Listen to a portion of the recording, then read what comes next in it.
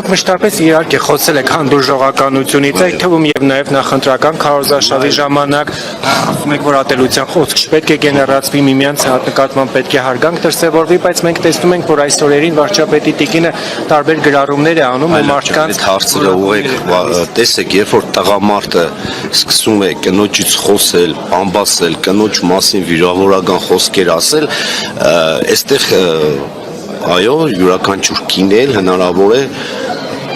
սկսի ինքը նույն կերպ պատասխան տալ, հասկանան, որ կա արժանապատվություն, կա ինքնասիրություն, կան կարմիր գծեր, որը չպետք է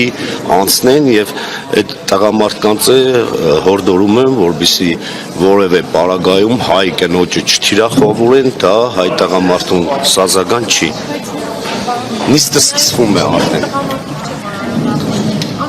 Տեսեք, այդ հարցերը Աննա Հակոբյանին խնդրում եմ եւ այդ զոհվածի ծնողներին։ Ես ինչ առնչություն ունեմ։ Ես որպես Հայաստանի Հանրապետության քաղաքացի սիրում եմ, հարգում եմ, մի վայրկյան սիրում եմ, հարգում եմ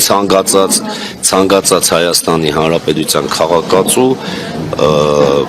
արժանապատվությունը յուրաքանչյուրս պարտավոր ենք հարգել։ Այդ ամեն ինչը սկսվել է հակառակ կողմից, ստացել են համաչափ պատասխան, շնորհակալություն։